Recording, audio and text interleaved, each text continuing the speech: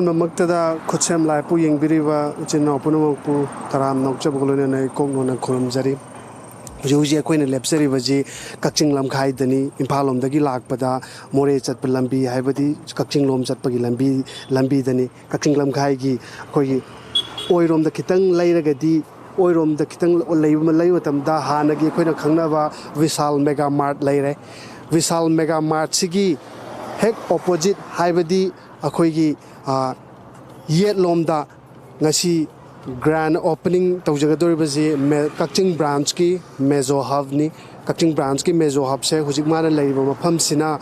Kakching Lamkhai, Hazavatare, Hanagi, Visal Hajaki, Visal Mega Mart, Kakching Lamkhai, Sigi opposite Taida, Laiba, Mazo Hub branch ni, Masigi grand opening se, Nasini, Ado grand opening Sidaida, Manung Zeda, Kai Hanagi. Mazo Hub the Poche Lady Kopiba, Munakangi Sumam Yarong Nedu, Kakching Bransky, Mazo Hub Siga, Atega Kari Kanais, the Nakamai Tobono Hibado, Manung the Sangaga, Mayam, the young Minasico.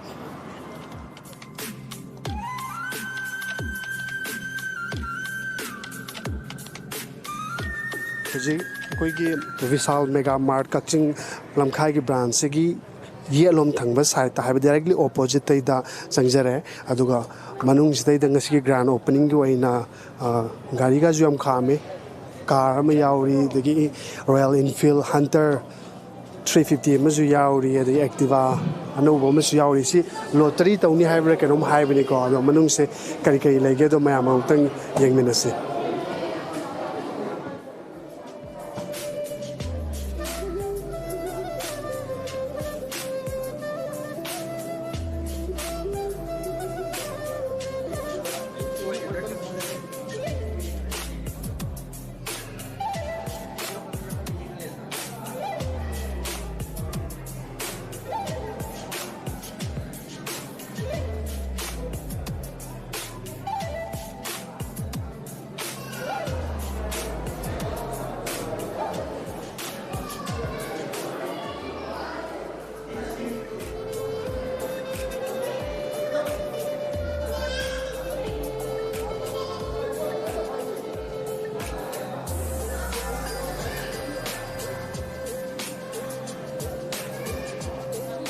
This is the washing machine, Makal Laire. The Shudamo Hana Diawi Almira Yauri. The ceiling fan Yaure, TV, water purifier, stand fan, ceiling fan. The Mogi salesperson gumba branch manager gumba thing nazar target di mo kari kari yaw bro khotna ta chaw ko ma hangjage ko ade electric appliances yaw bro ta mo utensils ge ju mam di yaw bu ui lo si je grand opening oi gi ne mo ji inau nau ri ma le duna poi gi pochai jing je pick than no thambadi udri ado morning the go down the level the pochai diam le ado mo je hang tok pa Lola Kin Beloy Jimala. Still is a prestige company gi pen nator mala. Still is a frying pan. Makal. The rice cooker diam yawe. Sak savalam dina.Agi state the Mahana Jumayam can be the many Mazo Hub ki mogi lay by the washing machine or the Shomagan the ladies in a fridge, refrigerator. Okay, Mam Yauri. Or the morning I see ribbon cutting, grand opening ribbon cutting, Tawani, ribbon cutting holding the means the poor labor lap with me and Yam Gravacam Town, what's a you will begin Mam. I'm on the way, the Impal the Gihak Lak, but Tawal, Laga, Tawal, the Mesoapki branch, which I'm a Melagron, Madeleine, to give me from the Kakching on the Lak, but the Mazo Hub branches is not quite the Chauba. We do even in our movies. From the Amsaw Maliko, I is the regional manager and a high Brahma. We mourn the Karikari Kamita on a Kramti, hung the way channel with Tanzam lodging command system, Yang. The Southeast Shower had it Tawal, the Villaramba branch to hire target the season a yam henna, Chow Mali Posse Yam like. มีจะปลดเลยเวลาปลดเลยเวลาไปสู่เขาเรามาเลยแล้วออกเพลงหนึ่งใช่ไหมครับอันจะจะดีเลยเวลาปัดยาวเราไว้ยังสาวนี่ก็ทาง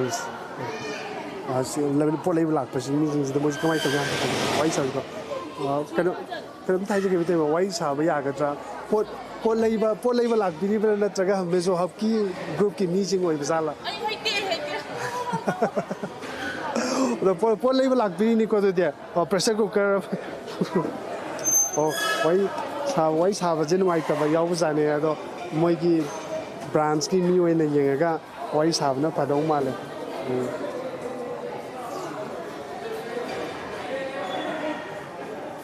อันนี้งงจากว่ามาทำงานนักสั่งปัจจัยได้ยังมีพอใจมาคันมาเทียนที่เลยชุนอะไรก็ส่วนที่ hair dryer washing machine เดี๋ยวมาคันelectric shut thermopod water purifier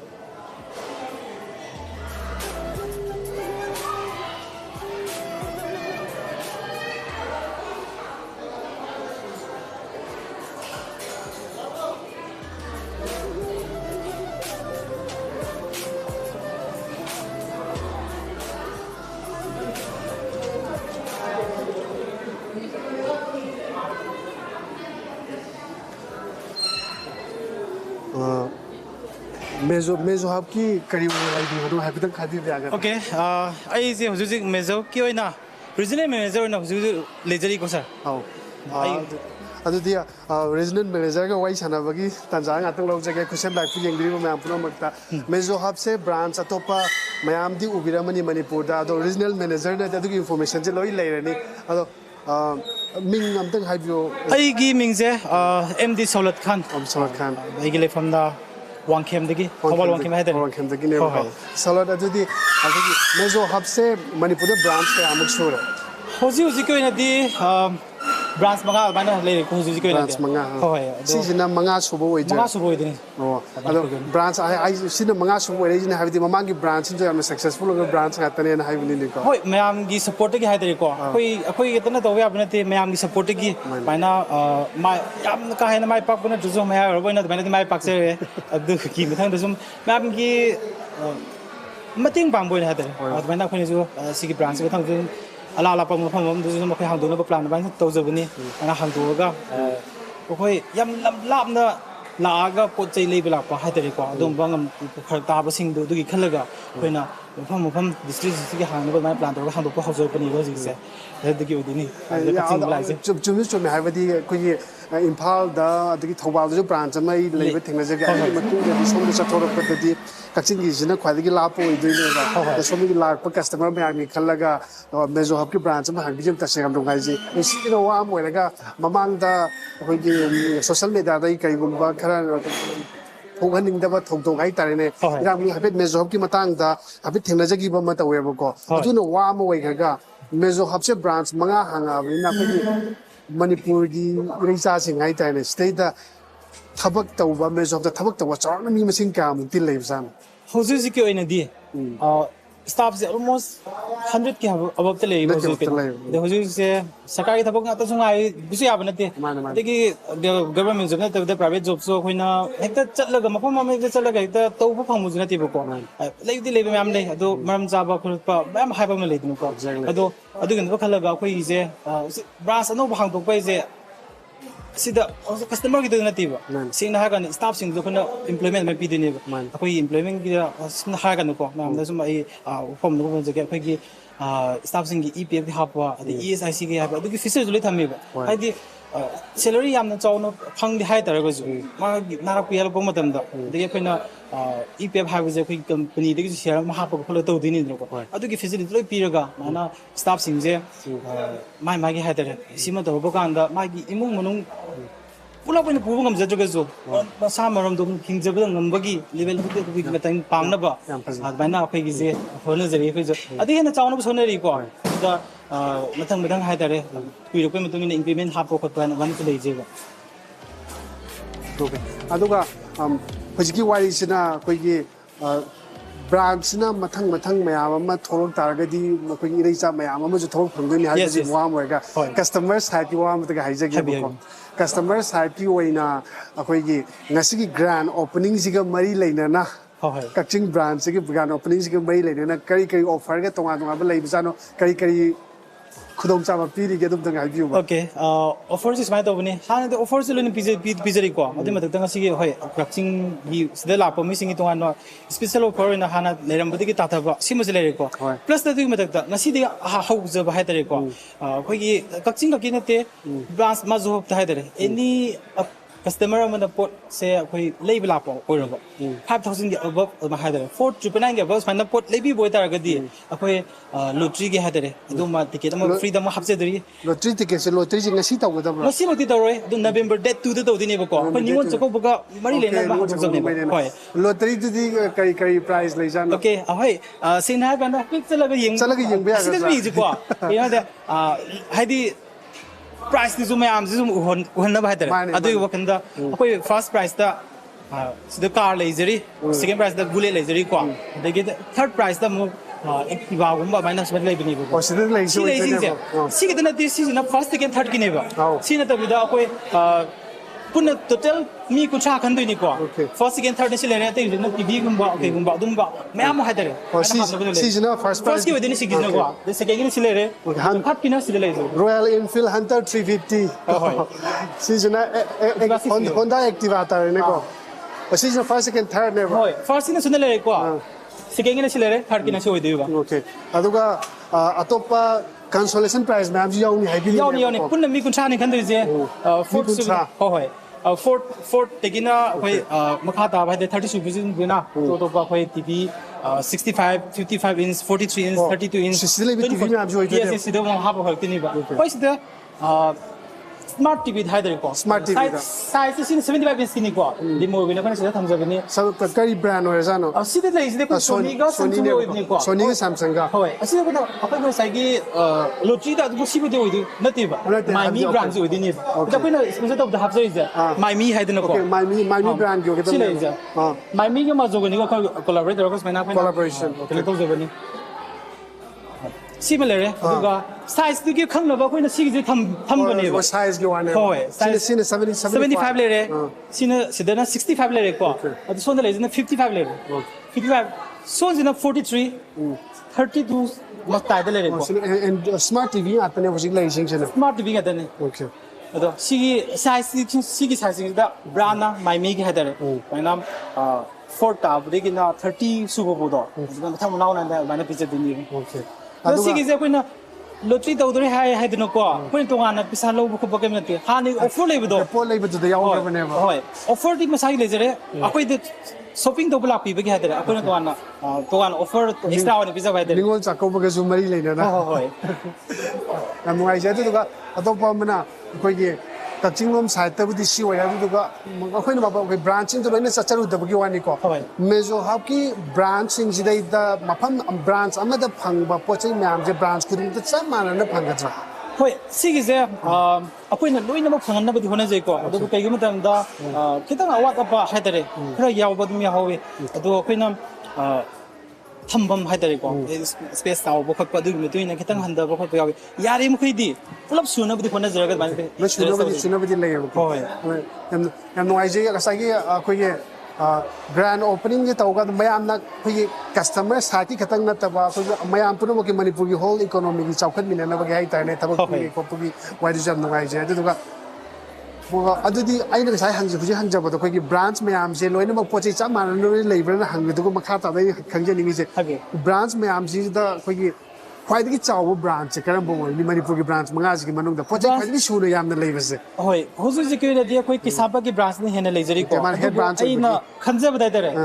mafam ni sina khwaidin chaw ye ba okay aduna 1 month ki matung sina khwaidagi hena pot leiba mafam oigani khaje okay ado Tabi ko KhutSem live yung biriba may amado Kakching mom site ta leiba branch se hoji space wise si mafam jam na chaw mafam chabu oi banina se heng khar leiraga khoi Mazo Hub ki branching ki mark jo pochai khwaidagi amna shu ne oi bi aba branch am oi bi aba ki chance lai ko adu duna pochai leiba lakpada koi boina Kakching lamgai somla kada khoi au au jam leidna mayam hana khangbi re si ji saba lakpoi dang ha khang labi hange labi phare se ta khamaga Kakching branch ne da pochai leiba lakpada khwaidagi hena nungai kada khanjai ko khoi ki hoji ki ye situation ji matung in de ada si ji mide le Mazo Hub ki hoji ka son da phone ga yam yaw gom tawe one item se loin mo suru de ne ko phone yaro kini digi khoi washing machine ki saruk ki hoji lai bu je ko front loaded digi semi automatic top loaded le plus digi oi sida item thro lak to wali service item khan nam lak ki ni ko the service example ni sida piri ji ko digi khoi single door double door the bc color de lak ni kujana plans ki lak ki ni digi ac ki saruk ma loin nam haidare ayam ne electronics ki oiba tabak atopa haidi electronics ki oiba pot any item thirapga na Mazo Hub to phangna bai dare adu ga sa dare ben to ji ko any akoi da kana gum na he phangam bada leim da ba siaw jawe adu khoi na mo arrange toroga haidi mapalom digi chin bo ro am ko ro kamai toroga customer ki satisfy hoina ba pin hona je ne ben al hais ne di Mazo Hub ki speciality je kana the electronic item waiter ga di side da loina phangna ba mafam sida lak ba ani suna sat tak de da apam ba customer ke apam loina phangna ba sin Mazo Hub ki speciality tare ko adu Manipur da hojik lairiba akoge electronics ki adagi electrical appliances ki hai tane sisdai da khwaidagi suna phanggadaba malaiba lakpada ani chuna mafam ani suna chatrasu yagadaba hai tagadi Mazo Hub ki branch ma da changbi hai bi ne ba ba ye ta da hojik laiba jinsidagi kha amagi manung da kari hena hapalak pa yai hapalakani haibagi sungoi soiduna laita hai yaw tagadi okay some have the huji ning thamda la tore huji hitar ki sarukam do ram giro sida okay wa ni chu fendi uri skar sari bin da ko ado hitar am do hitar ki saruk sida lo la gi duni ko hitar degi sida khoi udaga mattress hai adu ki saruk sim yaw ki ne heating mattress okay electric hapaga sorry adu makina to akhoi normal mattress hai mattress huji ko ne de khoi da tham jadri bo ko adu ki adadi akhoi main branch de le adu tang khyo no ba hadare ngasi music tang khyo no bi to bu jin da kitang na de jada khai le gre hayang si de hasil lo plan de si de na atai loin electronics ke ni pam ba ganda akhoi even akhoi ni sura le to yaw customer ha pa kan ko si gi je hala pula de khoi lak ta de mo ya to lo form le ta ga di khoi na guwahati da sina ga na su mo ha jo ge guwahati de so khoi ki branch ma le jeri ko guwahati da akhoi ki branch le ni na mo ki meeting lo ga project thado thajin do ga abana khoi na customer de pi na ko hona ba si gi jo khoi na help to je ba ngasi ka tang budi naun hang to ko branch to si gi branch dai da hoji thabak to ba mi kam lai re ge hoji ko na di mi tranga si de ko na si ho hoji de tranga lai re hoji ko na pi ni ko ado akhoi na hoji plan de mi 25 thang ba ki plan to ri ba ado da akhoi multitasking mi half ko to wali de akhoi delivery gi mi half ko to wali to mi half ko to wali hai jen nauna opening job opening way to ga ko bi doira advertisement ga thor ga ko advertisement thola ga to bi ni amang jam thoe thor ga anok bin lori ni ba adu ga akhoi Mazo Hub kem ga thabak loba matam thai ta hoi ai gi mi gi na de hadi ma na thabu yam na to ning mo ta ga di do na akhoi na best to jara ga hai ta plus de relief camp de leba mi adugum bo mark ta dum akhoi sida su yauri ko relief camp de leba dum ba mi do na thabak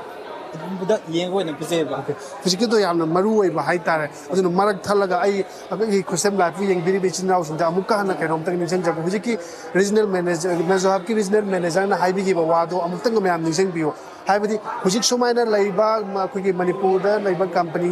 khoi retail company boy tar ga so mo Mazo Hub na hujik na una hang toy branch the ni taram nga already thabak pire na hai ba hai bi re ko ado sigal loina na within 1 month ki manung da ju atopa hai badi tongan ba thabak taw tabak kaurakadaba mayam lairi na haibiri si ji muju ningsing biyo ko aduna tasengna nahajing tabak subam nungam khangdana mayam laire khole na harbising do sugumba o jo hadi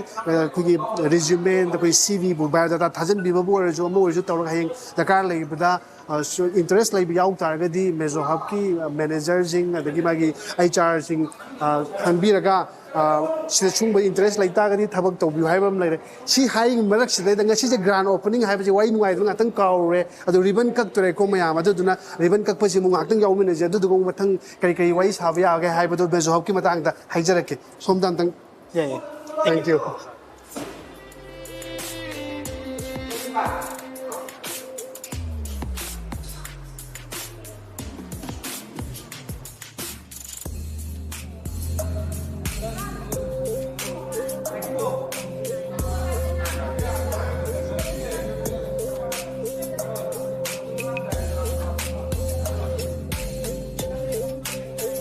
Pois é, lei mas o mesmo election bagi ngasai je segui dia tu exam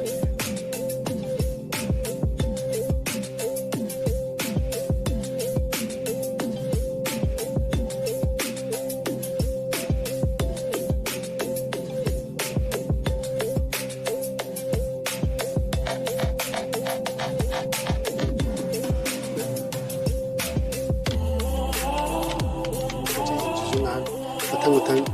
yang minasi ko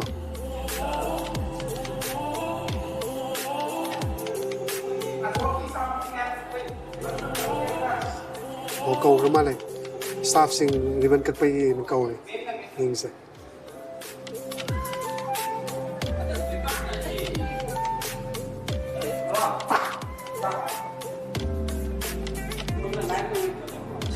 mapanda di instrument by music ki team loi lagri sai ju tau dori male mo je si ke loi rakta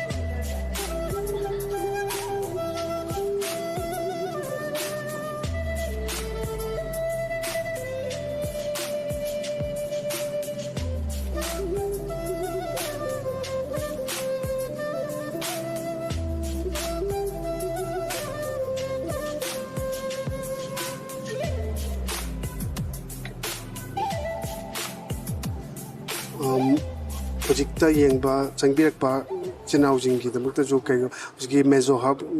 grand opening to jari ji ki maji Kakching branch ni ko Kakching branch se Mazo Hub ki location ji di muka mayam da ningseng jage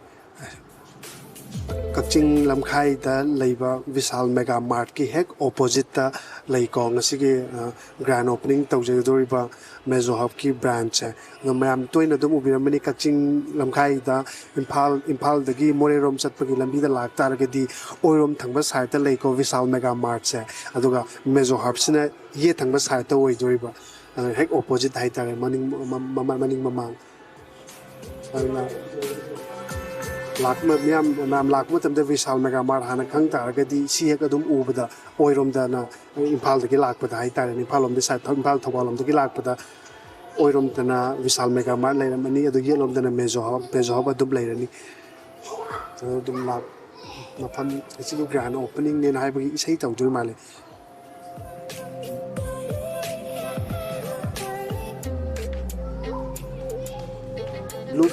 blue band ni ko segi leisa os segi grand opening sigi mai leina na sigi ribbon kak pa khot pa shek hek loi paga blue band ki ju sei blue band na tawraga sei ju lei mala se de moi band members sing se de ready de bunga ra lai ribbon kak pa sina theng ga le taw se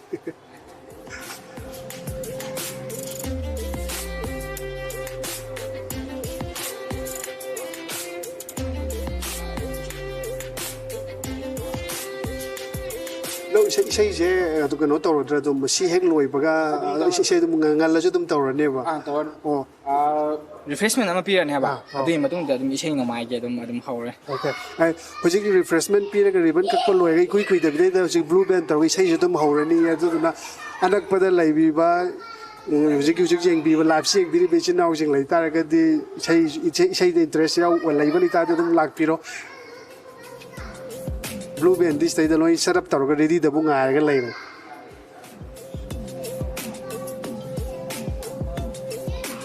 ya to por mana mayam ko biranu ko ngasai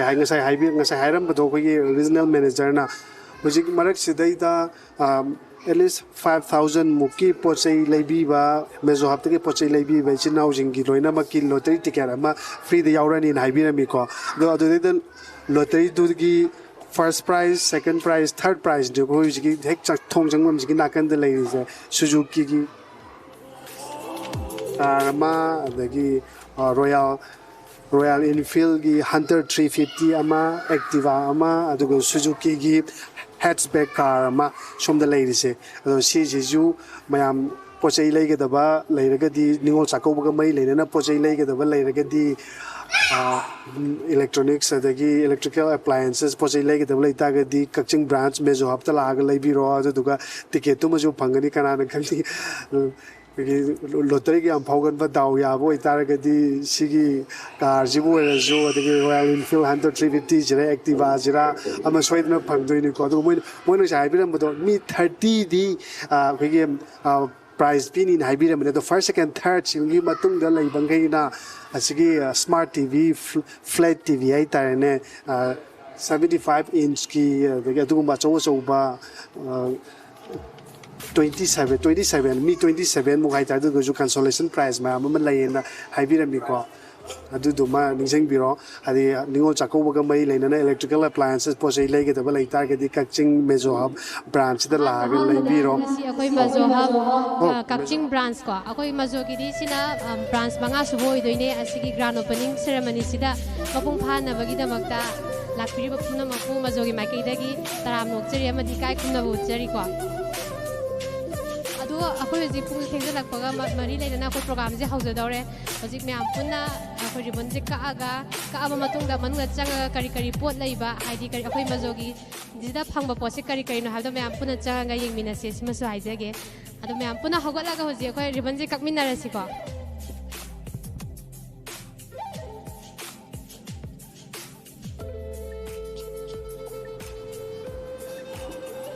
ribbon का question मैं आपसे जरूर आइना Mazo Hub की side की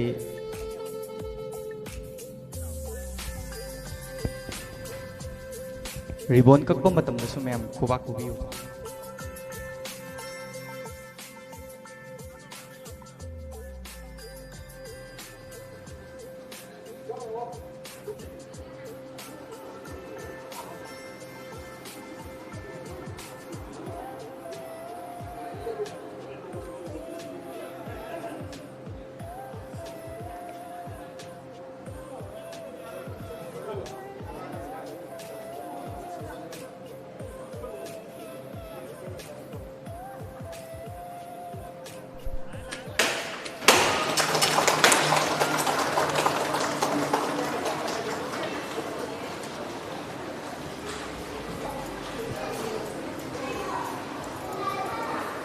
पोचै yung da tana celebrity ji chang de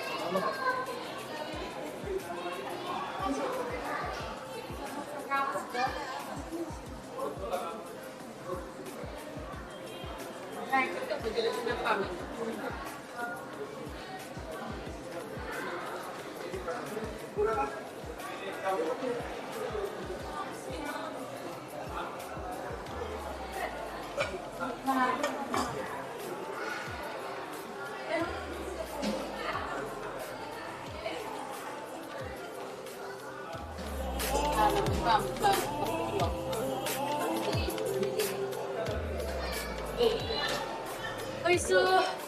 ini tak kau lumayan enak. Isu sangka sudah boleh lah ini.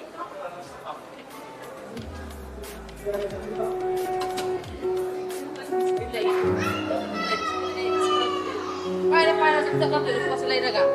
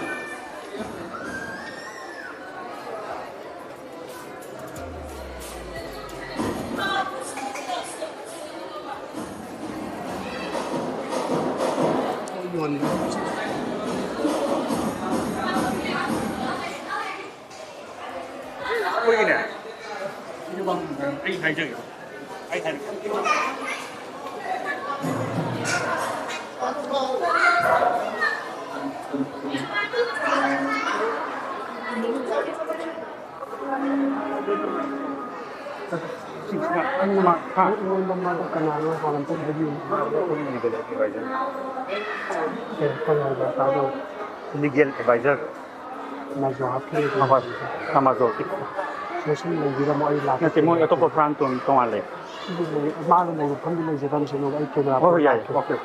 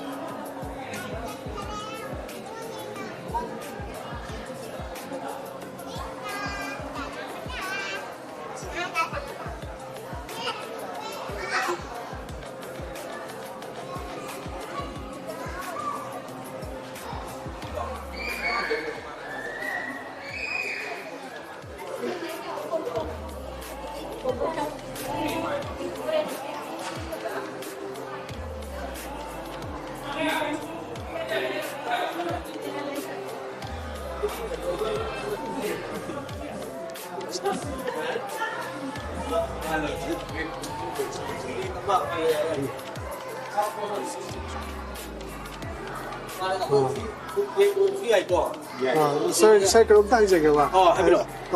Sir, po chay lay wala aktibo na traga kay Mazo Hub kay kanone ay siya po chay nagwa Mazo Hub ay so legal advisor so ina lo jaba legal team ne ko si actually siya ado si sina ko kiya mayam dai na pausel pizen ningi sina Mazo Hub na hozik oriba wide varieties of ranges in electronics electrical item aduga kitchen item maruena sidagi hena hong na phangningai mafam atai leitre tare easily available easily accessible aduga this is the fourth showroom ni akhoi gi Kakching da hangisna fourth showroom ni ado masi yamna akhoi gi wide Mazo Hub na smaina piba service piba je makata na piba ngam ju review aduga ato pa leini ba remote location singda akhoi gi hang bangam bagi tanja to mayam na ju review aduga Mazo Hub su oibangam mo hairga I wish my best wishes to it is inauguration of the Mazo Hub location at Kakching Lamkhai. Thank you. Thank you. Ado tabi ko hujik harami bo waje pirmi be advice direct legal advisor masamang na haibira mi ko. Ulo chide soiding ai leitre price gi wada oire adu do phami bo poji sin gi baram do oire. Ado sidagi hena bagi proper guidance pangai leitre khaja utare ko legal advisor ni ko haibira mi sina best price da phangini poche makal sura phangini ai ge mi do. Ado atai laiba akoi gi kano singse akogi customer man bele sing sang wari sargam tang yeng se bako seda kano to pa lawyer ki dress set pa man ba mo ani hum jori mo te sang gam tang hang yeng se ba kaya ge ko ha Ma'am, karon ta hang ke ba dress sibo lawyer oi bi doira alo Mazo Hub ki grand opening se lagti je akogi guest ne lagti ba ta customer ne lagti ba Anima guest customer Adidi guest oina lakti se ki Mazo Hub sigi matang khana pochei Mazo te lai bira bra natraga Mazo Hub ki kari Mazo Hub ki legal advisor team jo ijaba adu moi de support adu moi ki regular customer hai ta sum khang da gi hangjab ni ko sumba ki Mazo Hub ki poche yo mam the legal advising ai kari poche yo ina te moi company ne ba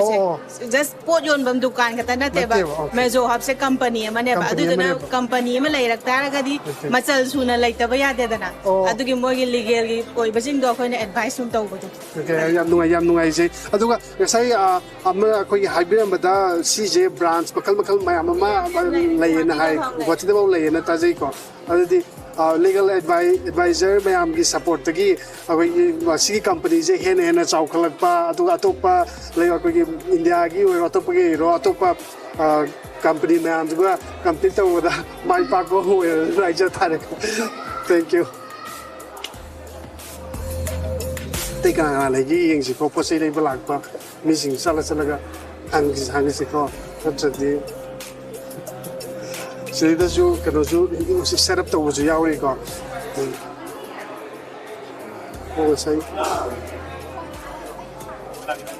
se posai lai yaw ma lai yang si lawe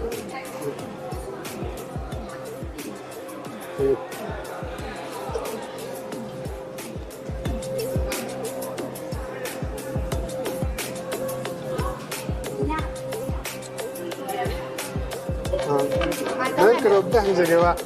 ngasi ki Mazo Hub ki grand opening sida ida guest ni lakpiri jaga pochi lai bagi wani lakpiri ra. Ise guest oina dilak pani du shu apamba pot yawram basida ai se lai de ge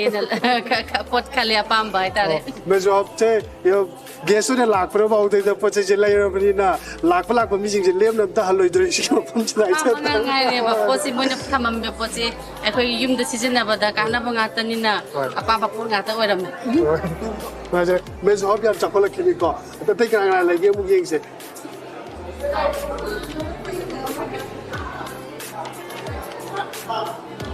Mấy ngôi sao cho ra cái vật ya nó chỉ là em như bây giờ không bao giờ đi cái tấm có những đi với đâu như là không biết được có guest này là gì vậy mà đi đó si bao là cái atau apa Mazo Hub ki branch mà atau isu biram ni masih cái phẩm gì các bạn tahu ya kita không được biram so we duma pu sem loi imai mana ko system hai tare ko ado siam nungai koi smile tau dana koi gi oiba site mai amo thopi rak dana ko branch mai amo ma hang dok dana tau bi se yam pai yam nungai sumba a chau ba smile na hang tar ga di ai koi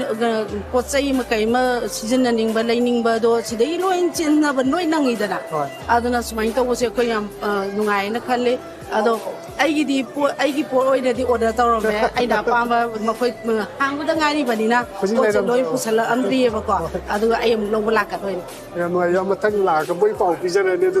la pero madam jo ai sa vi sa na tan jan lo je ram guest ne la pi ba ma le ga awesome guest ne la sa ne sigi Kakching branch ki lam na gari ga sang na to la per po lai ba la ga ti ngai dong man ra kitang ngai ni ai di hoji se moi na po lai ro hai ai lai ro khoi de han ni na kitang sa outdated roi re ko ado lai ri bam ti cha nu pi cha nu pa matam ga yam na moi na suna ba hai tare ne ado moi khal ga por aga adegi lambi si tak pagi phajaba nungai ba su dum phau ba adegi sida pot chei ya ma khana pa ma lai ba sigi nungai ba su lai ba ado no mo jo ai me he yo ba ga ni no ni sida la ni sei sida ado ga pa ma de mo ni ne ra ke lam lak ti ro tu ko po chei ju mam lai bi ro tu lam sang ke sang na la ga nungai ba tu su lo bi ro nungai ba ma ni inda ba ma da ta pa na ma khala ma ko sida ya na ma kala na la pagi nungai ba ma oi nungai jare matam sang na nungai na lak ko gi do toi lak bi ko ida sam chakhat po san oi thank you madam thank you ai ko kana lak ke mu yeng gi ma pan da isai gi di hau je ja lo ai ko atai kana yam yaw ni ji ko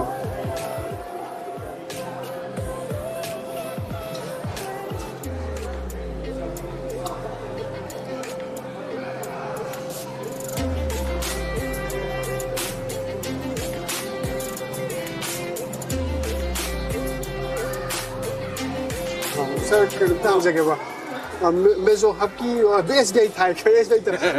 gas से लगती है ना तो पहुंचे ले वो इन्हें लगती थी ज़्यादा गैस इन्हें लगती है कोई ना सपोर्ट होगा Mazo Hub से यम भाई Mazo Hub से मागी सुमाइना तरुक सुबह इन्हें लम्हा हांगो से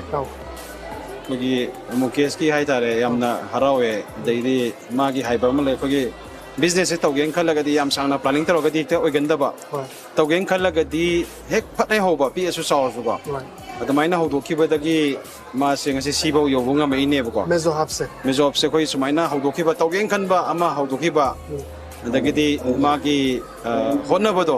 अदना कोई कमाई तो करना मीटिंग से प्लान दसुम तो लेबा प्लान तौरगा एक्शन याउदबने सक्सेस सेम ओइगंदेबा प्लानर दम ओइ तो क्वादना असेंग बिजनेसमैन मो गेरगदी प्लान तब तौदबा पिकेरा चावगेरा अदम पिकना फटा उदोना अदुगा मतंग मतंग काखलकपदा मांगसी बाबा 2021 दगी हौरको बिजनेस 2025 चाही मरीसदा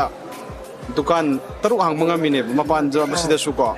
अदे मु फ्यूचर प्लान द सुजना दिसो हांगने अदना मैम द पिजनिंग मेसेज टी सुमाइना कोइगी इनाउ मुकेस तौबो सुमाइना मैम सु तौगेन खलगदी प्लान याम तौरनु एक्शन तौबो हौरो पैसा लेगेरे लेरोइदा हौरो अदी मखा ताबदी अदम बैंक तगी लोन लौरगा लोय तौबो यारबो आतने सर्विस की ब्रांच में हम जिजो तगी हेक हान बद Mazo Hub हौरक पदैदा सर होइना दुम फाइनेंशियल सपोर्ट भी लेने माने माने होजी की सर हाइबिन बजिन तगी मयाम कोइना लौसल होगदब मेसेज हमदे तो हाइबी के हम सामना प्लान गाता तौर लेरनु एक्शन होबिरो चुमे सिमक से लौजरगा खुचम लाइव की होजी लाइव एक बिरि बेसिम लाउजिन द जो सब्सक्राइबर जाइजनिंग बदि पिरेइबा एडवाइस से रियल प्रैक्टिस तौरबा SBI की शोरूम मैनेजर होने लगी अइना lead district manager Thoubal district का इम्फाल वेस्ट का पुवा इम्फाल वेस्ट का थौबाल की लीड डिस्ट्रिक्ट मैनेजर ना हाईवे को आई निको सिसे Mazo Hub ने सक्सेस होय बसुमाइना मी लोइना माई पाहन बिनिंग बगी वानी हाईवे माने प्लान तौबले पिरो एक्शन तौबिरो स्कीम फजबा याम ले गवर्नमेंट गे बको मुद्रा लोन गाइना खोगे लुपा लाख कुन बो कोलेटरल सिक्योरिटी याउदबि द लौबा याबा अदगिदी सब्सिडी स्कीम दखोगी आई मौन दाइना सब्सिडी स्कीम थाजगे कि नोइना अस आई सब्सिडी दो मतम लेरुद्रे सब्सिडी थाबगे तो मासे दम नॉर्मल बा लोन जी था सुम संगन करे बको अदना थब बन सुगो दो मिदी सब्सिडी सु थी देबा ग्यान थैको मयाम जिना सब्सिडी स्कीम मम थी लेनी अदना असेम थबक तो गेरगदी सब्सिडी स्कीम ओगेरा ओइरोइरा नंगोंदा फंगिबा लुपा लिसि यांखै फंगासु लुपा लाम कुजा अदना हौदो सिंगो बैंक की कई पामी बैंक बैंक लोन पी पिछा प्रजा की पिछा ने कोई प्रजा डिपोजिट पी ने लेमना मांग यादे करमायना अखोई पिछा से प्रजा लोन पीरमने प्रजा नमु सिंगदोने फजन सिंब कांगुदो अखोई मखा ताना सपोर्ट तौदोने चाउना सपोर्ट तौरकदोने अदुना पिकना होबियु नोमंत्र नोमा अदुम चाउरकनी समना हायबदा माबो चही मरीदा स्वयंना थावाना काबा ngमगदी अतोप अतोपा निंगनबिगनु लायामना सांगना तंबैसु आटा थोकते को पैसा तान गेरगदी बिजनेस माइंड लेयोबा लायाम हिबसिंग जे बिजनेस का चुनसन दबने बको अदगिदी कोई बिजनेस ते इकाई निगाई लेते को आइने बिजनेस एनी बिजनेस तो बियु आइने यादबदे तोक्सिको अदुगा आइने याबा बिजनेस इज अदना सिदगी सु कोइना तम्मगो सही मनीदा मी सक्सेसफुल ओइ बदुम ngमेबा मयांग खतंग मपान की मी खतंग सक्सेसफुल ओइने हाबा लेते खोगी इसागी खोइलम की मी सु दुम होनबा कलदी सक्सेस ओइदोइनेबा अदुना बैंक ती लोइ लेको बैंक की खोगी सही सही ओइबा खोगी सिगुम्बा MSME दा एग्रीकल्चर लोन पीना अखोना टारगेट सेमदना खोतना लोई लेरबनेबको अद लोन लौदो कनानो लोन लौदो प्रजादुने करम प्रजा होनब प्रजा करम होना प्रजा पैसा लौरगा सिंगबतो अदुरगदी तुंगदसु हाइरिबा मुद्रा स्कीम दबो ओइरो लोमी की स्कीम दबो ओइरो हेना थादनिंदोइनेबा लौरगा सिंगद्रगदी स्कीम दो फते हाइदोइनेबा फत्रिदो स्कीम दो नते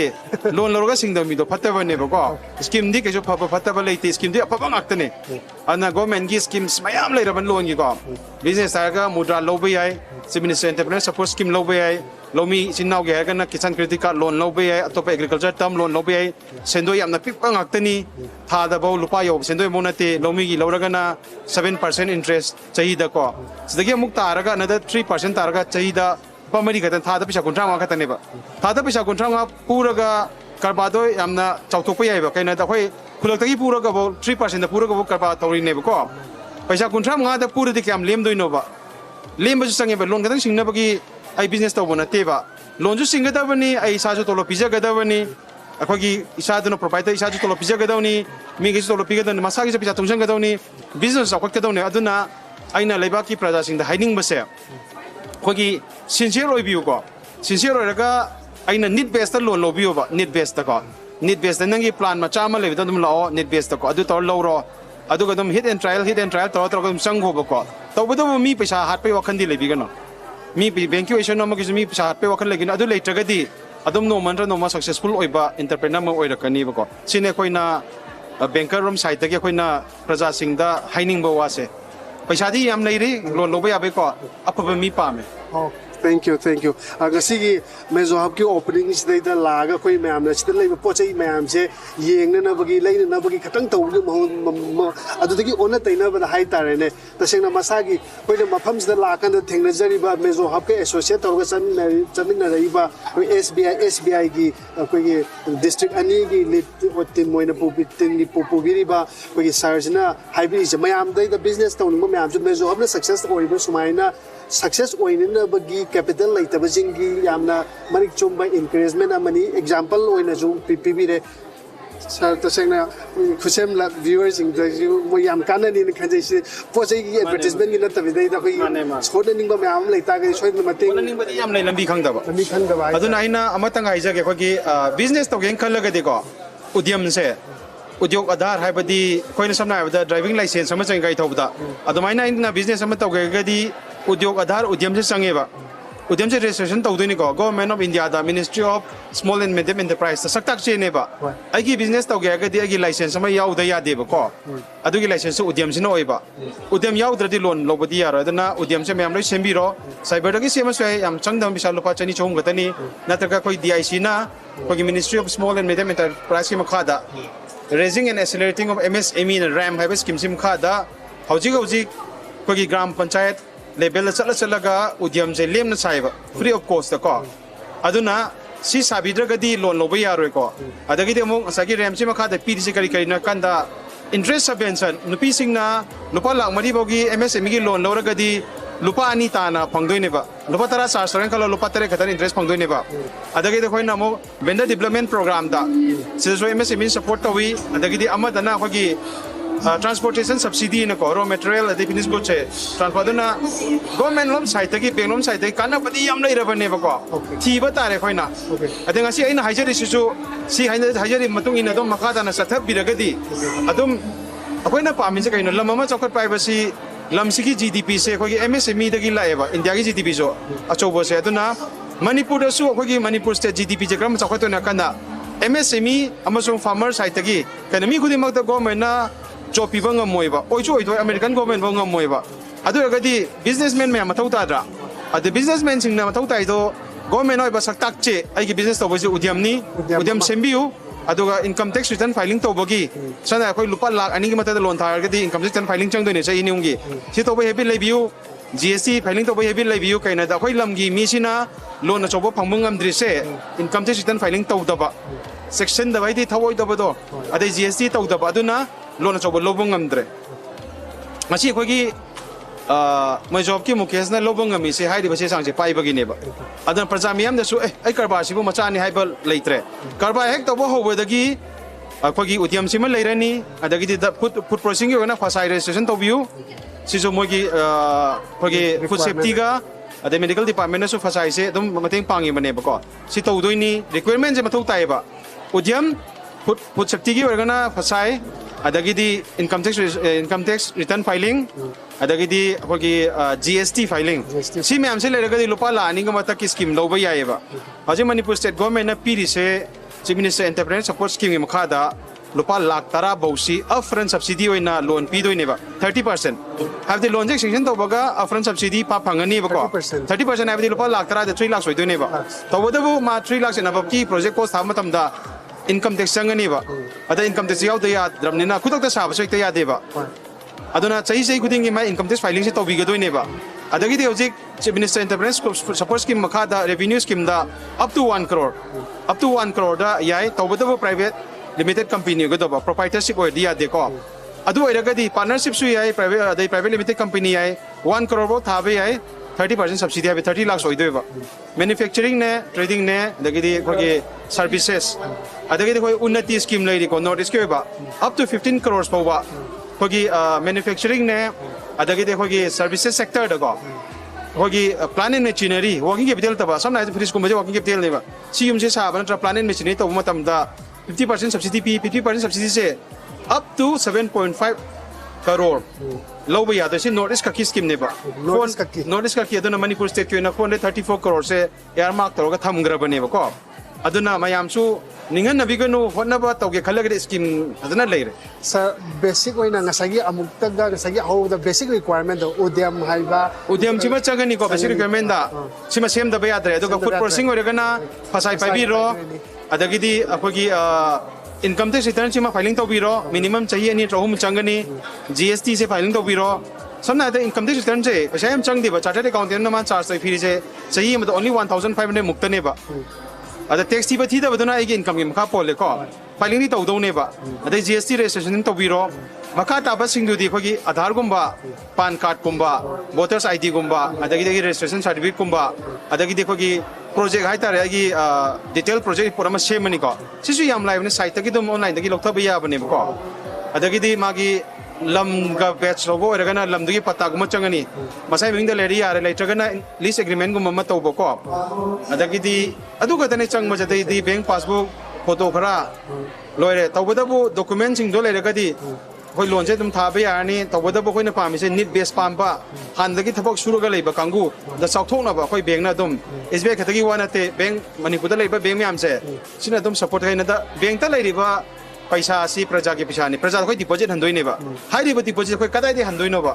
khoi ti sahi da moi da lupa hum na tra hum ga pi do re fixed deposit tare pi do re adu pisa ma da khoi na mu lupa mapan na ta tara da loan pithoga adu gi pisa duna mayang praja deposit han mane ba duna प्रजाना loan लौरगा loan सिंग दबसे इसागी खोंग द सिंजन न यानजन जब गुम बनेबा छि तौरoi दबनी सौखचे हाइरगदी मणिपुर से खोगी यामना लाइरबा मयाम नोंग द चलल लेरबनी बसे पै लाइरबा इंडेक्स ता चलगा लेरबनी होना सेरगदी एमएसएमई मखा द कॉपिक को चावो थीदना लिसि यांखै लांग मा थादरगने मैन्युफैक्चरिंग अदै सर्विसेस सेक्टर ट्रेडिंग सेक्टर से तौबा याबा तौरो बेंगनसु नंगना मति चाबा डॉक्यूमेंट लेरगदी सपोर्ट तौरकनी अदुगा खोगी मणिपुर सौखटपगी मंगलान से अखोई मयाम की सपोर्ट याउद्रगदी मंगलान से लेरो अदुगा सुमाय जम सौखटलगदी अखोई अनरेस्ट ओइबा अनरेस्ट हाइबदि अखोई थबा फंगौदबदगी कातुकरन ओइगिबा मयाम से ओइरोइदोइनेबको पुरान थिन्थि लेरोइदोइनी अदुना अखोगी बैंक की साइड सिंगदगिसु लेबा मा सेमबाइबसि बैंक की यामना अचोबा रोल अमा ले अदुना बैंकर सिंग लोइना पॉजिटिव नोट अमा दा लेबा ngakतनी प्रजा सिंगसु नियम सुमना सुमना खोगी दरकार लेबा नीड बेस सेजदा खोगी कितंग खोगी ड्रीम अमा गै लोइना को ड्रीम अमा याउदरी यारे को ड्रीम अमा लेबियो अदुगा ड्रीम दो फुलफिल तौना बा खोगी बैंक सिंगना अदुम मतम सान साना फाइनेंस रकनी थैंक यू सर यम वाइजरे अदो नसीगी मतंग हुई सर ना हाइबी की बा basic requirements in to haitare ne udyam hai gumba phasai hai gumba the ITR filing hai gumba GST gumba basic requirement and hai basing se si je tawbiraga akoi gi business tawbining basing jo koi bank da chat piraga bank gi support lobi dana mayam puna le puna chawkhan mina je na sana takki na takki ke mobile je aro sai khawra pata di haija de sar gi ming amukta ga mayam da ai gi ming utam luang maitram utam luang ko maitram di utam luang we sar se aluna hayeng SBI SBI bank that's about them kujum thingna bi mayam khan daba bank ki maram da dum hanbiyo aduga mayam puna chawkhan mina je na hairaga sar da ki ngan thank you atom bakar ge wai sa ran gi jagi thank you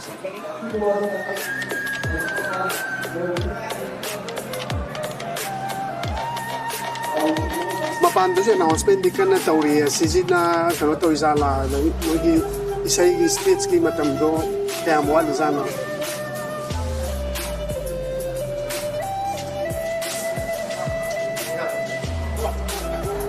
moi jing si nauna leibanina live music jwana watanina project on address pa na tabanina sales team na karam no customer na karam no jo kan bading am jaya adubo ma stater lai du pa chai jing jidi ma madum yang biro abadi basic requirement ai ta ne sako ma la president ba tan yum gi changa da ba Kochai mayama fridge, TV, washing machine, rice cooker, dagi ato pa electric appliances ngai koi somna kanda wai kana sanai de ni ma asida lakum mali asida sukana asida ma live music kana mayama sa khang ba yaw ba ni ko ga ko ma wai sa ji ko Mazo pon level line dra na traga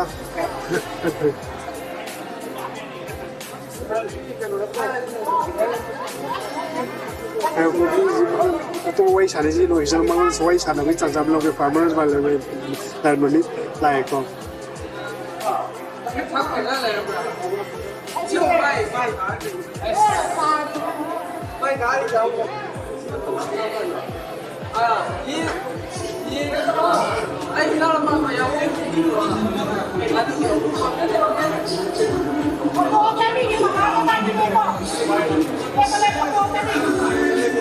Mau nu foto kamera tu le ke cái viewers sing này da tang wai sana ke tong bani cái mam farmers lai ma mit se mam ne han khang bi de dunia ko ke Manipur ki farmers sing talking young farmers top farmer ne hai jab ta Manipur ke sai ki economy chapar pe ko self employment generating ba tu ko mam ji man du da ta tam jan ngai we ra ba Mitai misa Manipur lamjam jigi upam sa mani na hai da hai mun na thoi da ba now ni ko magi no bagi da ki mana puto ko chai me mana ta seng na social media da thagal bita di me am khanram da mana thagal ko sina social media da ki pisa pangu phang da ba wa ma di to ka magi batau tam daga mana tau mong tu matau tam baga ko lam sigi ni sing je loi na mak kabak shu no mo hona ra kadi kam phani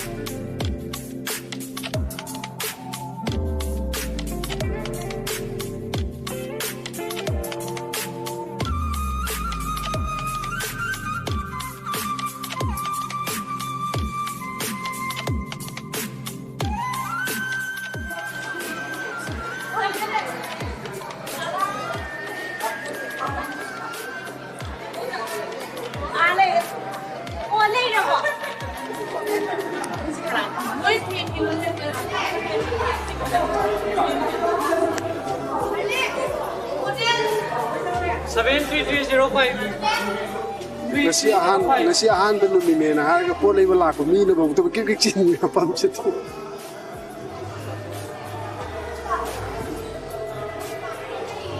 aje poje lai poje thajo ta yam lai mamang da visal da la ko mi le jo dum si ura mi na opening grand opening ni na ha ba dum poje je makhan lai ni na yeng ba dum changa jan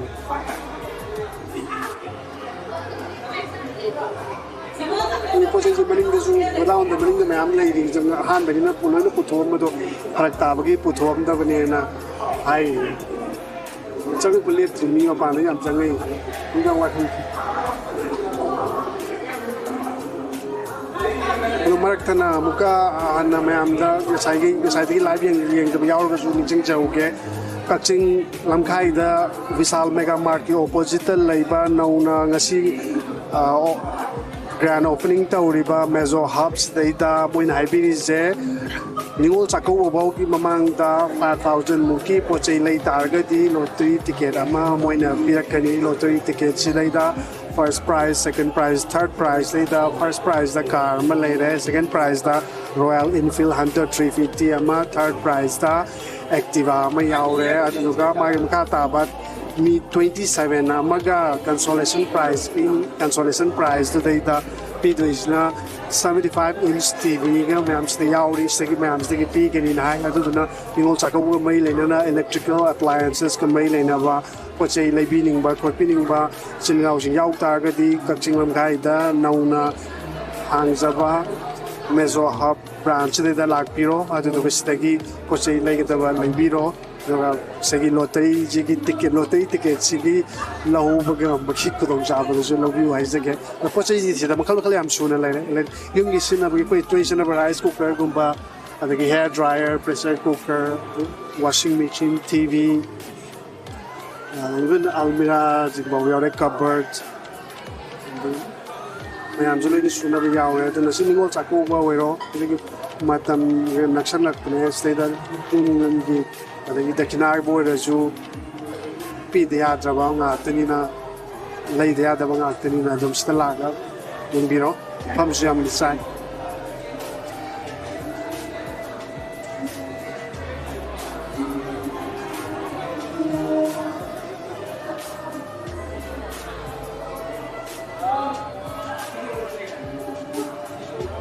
mas mapandang sa blue band team laga concert ma tawnin tawram ba ju moi jemi lei balak po pochi lei yon ba doina kitang focus taw gra ma le nga tang mama kan da hau gi hai na kari hai no khang ge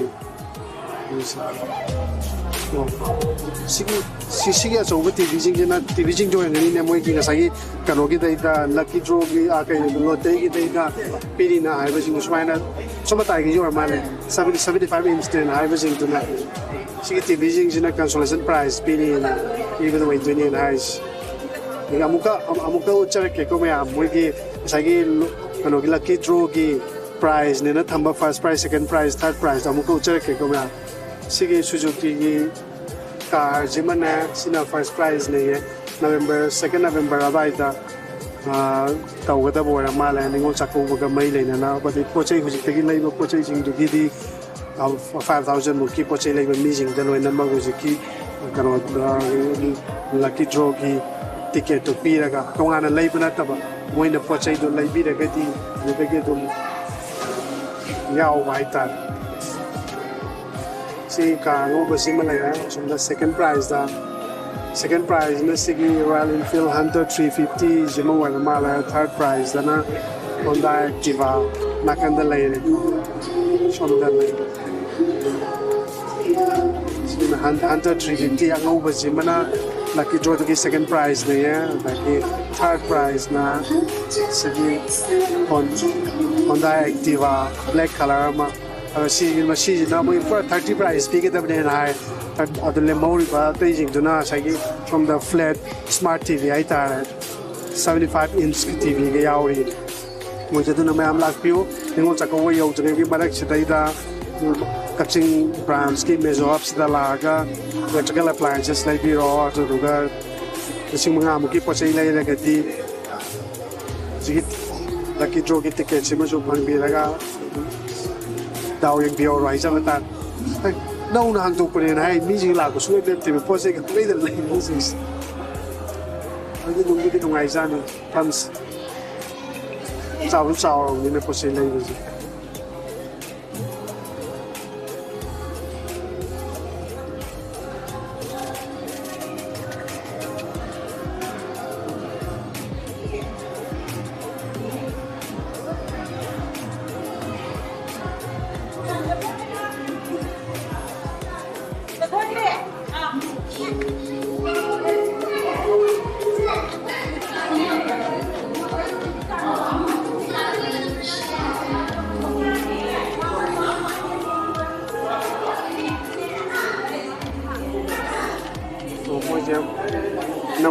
nauna to wuri percentage po sa hapsan ga dabdi wali jane mai mai go down dari param nei sang to po si launch to ge po je po to pan nang je po trim nei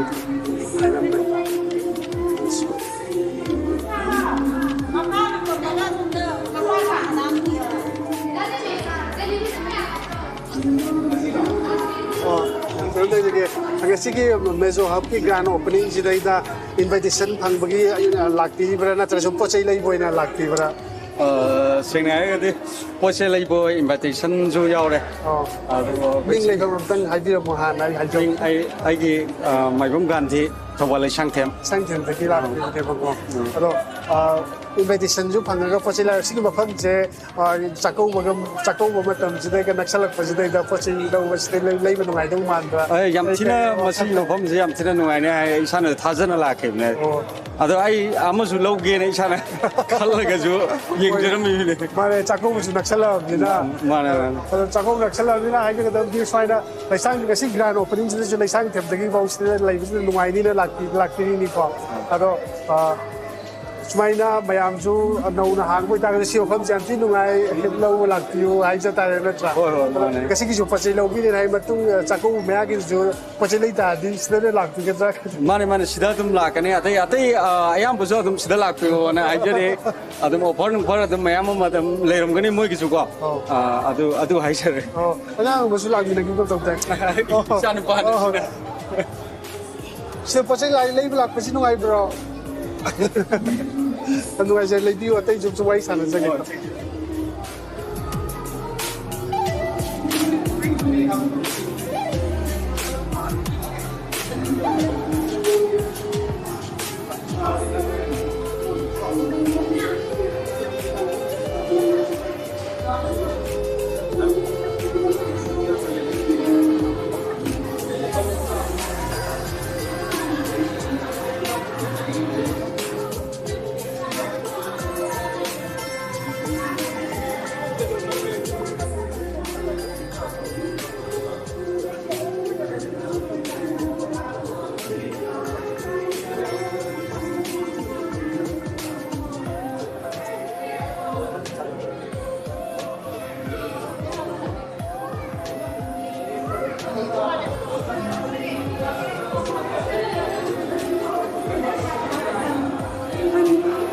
Opening niya na, may live ba doon? Namata lang na ito.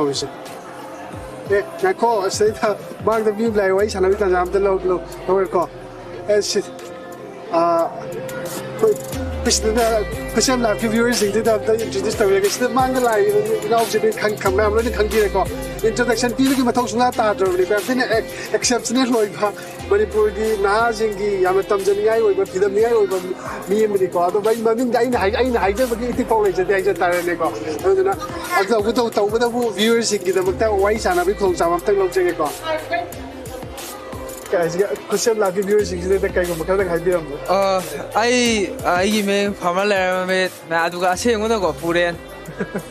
ngasi Mazo Hub ki ai di sanga no mi da ko jo po chai hong bra na ye ngo la ko de adum hong e ba jana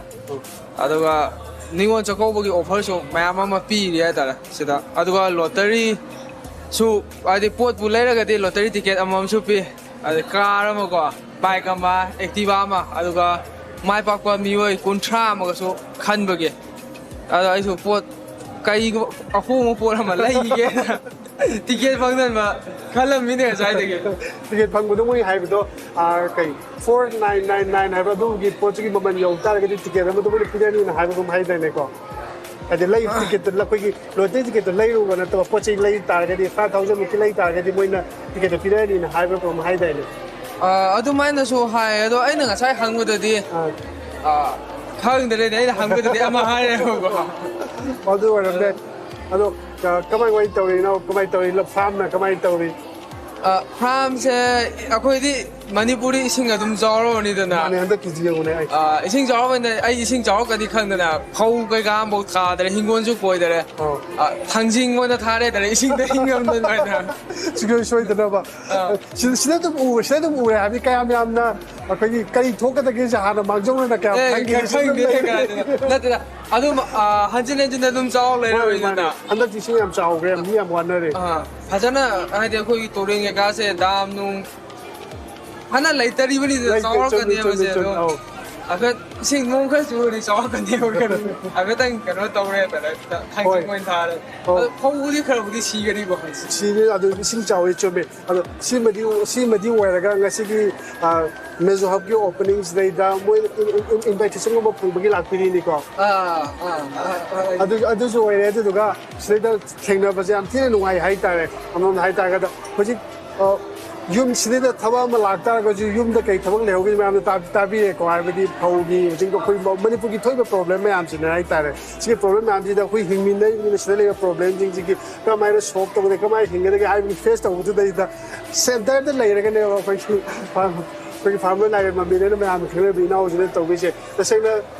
thengna be am tin no ngai am ga thank you ai je he ne na mai park da you know is gi ma to tam na khoi bi am pun na am chau khat mi na ba manipur mo bi na je ai tare hoi adom hana dai so hana mo di ai won gi hana ma am so to di to ko adom he na yam na to ro ko mani saka na ga semi da so khoi da dum se ma je da ising ga so dun ko ya ko na yam ma ga de mani chome adu ka da am noi farmer la ko mo ga khana wi au ma da te loi lai na eu go ai bi akoi yamna nungsi ba je ko gi manipur se ka bai to ge na ai kan da ai ngasi di ka no ma phongdo ni mon be akoi ne social media da u bo bu we ga zu adagi agagi ba ko gi film star manipur gi lakpil with celebrity nam ji u ta ga zu ko gi pun ne hi mi nei na tin thengna kan da tin mitik chamba ko gi ichina naw le china naw do ne yum thang na ba da ga le min na ba man ba ko gi attitude hai tar ne su mam ji ye kan da khoi mam je khang de ni king jam no si hai tar ek thengna ro ba da ko gi manipur gi mi sing se thengna ro ba tam da loi na ma harau to ba ji kamai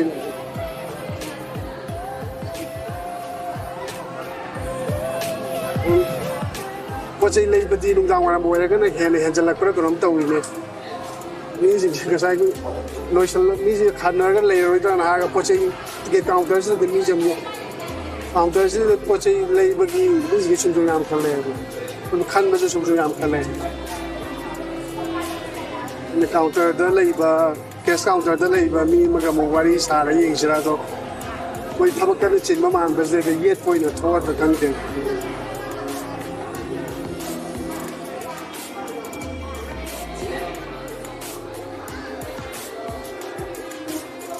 mapan da mo kamay to gi yeng usra mapan di situation kamay to gi yeng usra sei du na kai timing yo ra no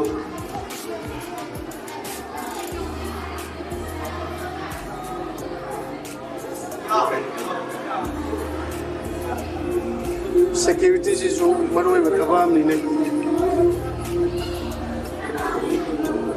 lungdang wa mo pa si da mapalom da gi view se kamay to gi ti sine light ka Mazo Hub ka tha ba se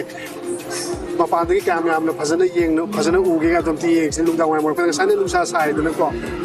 project ti lung sa ba zo ka phara ni na mapan da gi view se lambi rom da gi mu yeng si ko ma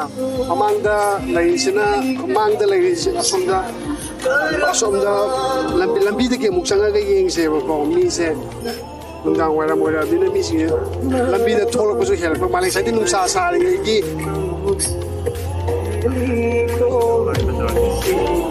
sai da gi nung sa ne nung sa ni no jin lungdang wa ra mo bi ni na lambi ji ju nuai ram tang ma am da ji ki no ngasi launch ta ba Mazo Hub lai je ma pham je ma am da amuka aroi boina haijaram gi ke Mazo Hub se su lai re ko ji ki view se lambi da gi view se Mazo Hub se sumai na uni adu ga khoina thawal na jagai phalom da gi lak pada more rom da lak pada kaching rom da lak pada lai ta di sumai ni udoi se adu ga oi rom da Vishal mega mart thare ko adu si tha som da lai re ni adu ga somna ga oi rom da lairak yelom da lairak pa matam da di adum muziki ngasi grand opening tawriba Mazo Hub se sumai na lairamani aduna mayam stay da lakpiro aduga ningo chako gi matam na ga yorok pasida ida yum sina na bo ju da kinaga ju electrical appliances makal maltel kaya mayama yeng bio aduga mogi concert se mi di khar lairi do blue band tem loina laga laire bani ngakang laire ga haudu mali do isai ju ngakang mayam ngai minasi ko do ngakang mathabra keno yengas ngakang wen sei haur kan da mu yeng minasi ko mayam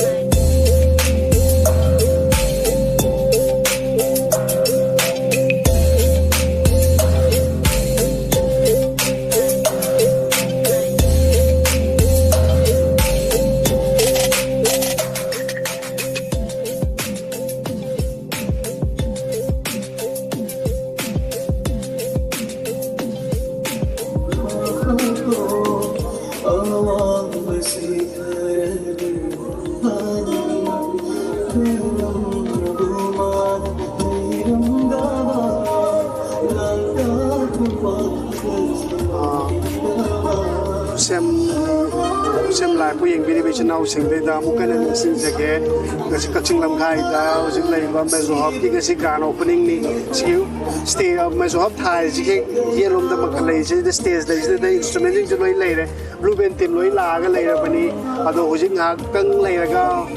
mamselak padai de dum sei gi jo haurani na ai ado manak nak pada laiba sei yang bining ba yau bining ba enjoy tau bining ba lai ra ga di mayam la ga sei to stay down on spot stay